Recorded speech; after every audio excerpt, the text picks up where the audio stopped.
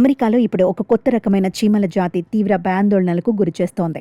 China మూలాలు కలిగిన Asian needle ant అనే అత్యంత ప్రమాదకరమైన చీమల గురించి అక్కడి ఆరోగ్య నిపుణులు, పర్యావరణ శాస్త్రవేత్తలు తాజాగా హెచ్చరికలు జారీ చేశారు. ముదురు గోధుమ లేదా నలుపు రంగులో ఉన్నాయి ఈ చీమలు.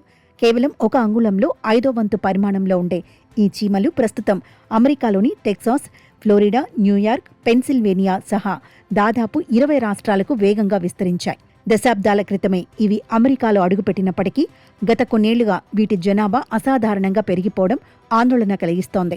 సాధారణ చీమల్లా ఇవి పుట్టలు పెట్టకుండా అడవుల్లో రాలిన ఆకులు, కుళ్ళిన మొద్దుల కింద నివసిస్తుండటంతో మనుషులు తెలియకుండానే వీటిని తొక్కి ప్రమాదాల బారిన పడుతున్నారు.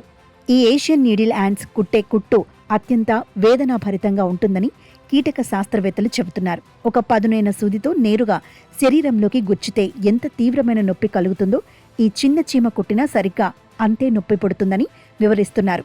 ఈ భయంకరమైన నొప్పి కొన్ని గంటల పాటు బాధిస్తుంది. వీటికి ఉండే స్టింగర్ ఎంత బలంగా ఉంటుందంటే ఒంటిపై ఉండే దుస్తుల గుండా కూడా ఇవి నేరుగా చర్మాన్ని కుట్టగలవు. సాధారణ ప్రజలకు తీవ్రమైన నొప్పితో సరిపోయినప్పటికీ అలర్జీ సమస్యలు ఉన్నవారిలో మాత్రం ఈ చీమ కాటు వల్ల అనాఫిలిక్సిస్ అనే ప్రాణాపాయ స్థితి తలెత్తే ప్రమాదముందని వైద్యులు హెచ్చరిస్తున్నారు. అయితే ఈ చీమలు స్వతహాగా దాడి చేసే గుణం కలిగినవి కావని, వాటి ప్రాణాలకేదైనా ముప్పు వాటిల్లుతుందని భావించినప్పుడు మాత్రమే కుడతాయని నిపుణులు స్పష్టం చేస్తున్నారు. అందుకే తోట పని చేసేవారు, అడవుల్లో లేదా పార్కుల్లో నడిచేవారు తప్పకుండా చేతులకు గ్లౌస్, కాళ్లకు బూట్లు ధరించాలని వైద్యులు సూచిస్తున్నారు.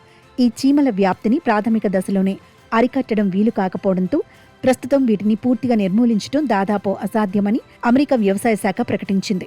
ఇప్పటికే ఇవి అమెరికా పర్యావరణంలో ఒక భాగమైపోయాయని, ప్రజలు వీటి పట్ల నిరంతరం అప్రమత్తంగా ఉండటమే ఏకైక మార్గమని నిపుణులు స్పష్టం చేస్తున్నారు.